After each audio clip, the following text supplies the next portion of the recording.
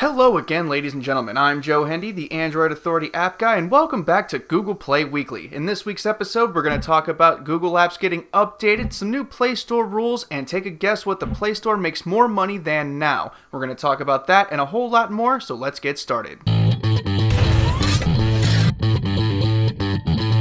The first thing we're going to talk about this week is Asphalt 8 Airborne. The sequel to Asphalt 7 released by Gameloft has already received quite a bit of attention and praise. So far, it's received a higher rating than Asphalt 7 ever had on the Google Play Store, and it's already accumulated over 100,000 downloads. The game features a lot of improvements. There are better graphics, more cars, more levels, and the all-important Google Play Games features like leaderboards and achievements. It uses the same old tilt controls with the nitrous being on the right and the brakes on the left, so it won't take too long to get used to. Utter is a pretty well-known voice command app that came out in the days before Android had a real Siri competitor. It even had some more advanced features like Always On, kind of like the Moto X, but before the days of the Moto X. It recently got a huge update that now uses Google Now cards and can search a variety of news sources.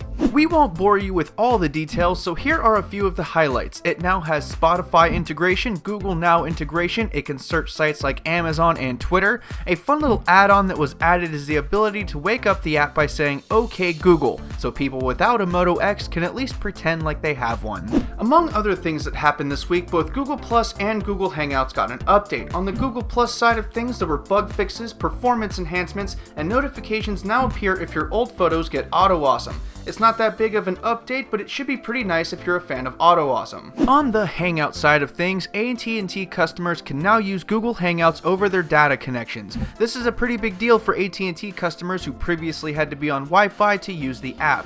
Aside from that, Hangouts got a few bug fixes. One of our favorite news items this week is the inclusion of a bunch of new rules to the Google Play Store. These new rules are expected to take effect on September 23rd, 2013, and app coders have until then to get their applications updated. Once it hits, expect friendlier applications and less advertisements. There are a lot of changes, so we'll highlight just a few here. Apps can no longer put ads in notification bars. They can also no longer place home screen shortcuts, bookmarks, or icons for advertising. Also, apps can no longer give incentive for you to remove other third-party applications. There are a lot more. Check out the video description for the links to the stories mentioned to learn more. A couple of weeks ago, we talked about how the Google Play Store has passed up the Apple App Store in the total number of downloaded apps. This last week, Google Play has passed up another competitor. This time it's handheld games.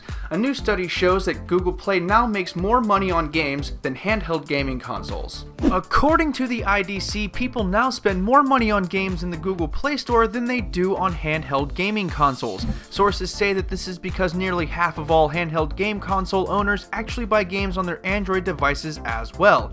iOS is still the leader by a whole bunch, but their old nemesis is now nipping at their heels.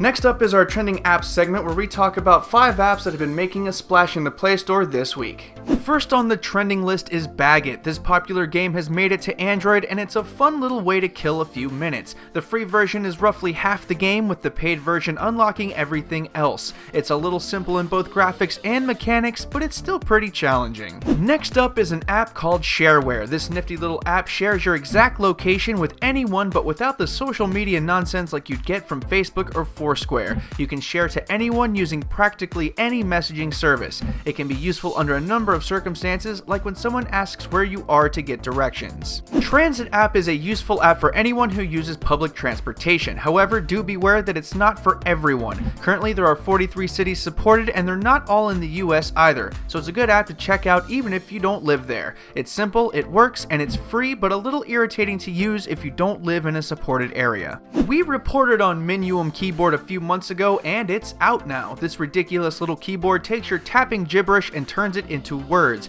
It takes a while to get used to, but it does seem to work pretty well. Also, there's a regular keyboard packed in should you ever need one for faster typing until you get used to it. Last on our trending apps list this week is a kids game called Toca Kitchen. This popular game originated on iOS, and now you can have it on Android too. In this simple little game, kids grab up ingredients from the left and cook them in various ways to create a meal on the right. bite. They can then feed that meal to the character. It is important to remember that this is for small children because it has almost no entertainment value for most adults. Once again, I'm Joe Hendy, the Android Authority app guy. Feel free to subscribe to our YouTube channel, and if you like this show, check out some of our other ones. We have a weekly news show with Josh Vergara, the weekly Q&A with Christopher Wook, and the Sunday giveaway where we give away something every Sunday. The social media links and the written companion to this video are in the video description. Thanks for watching and have a wonderful day.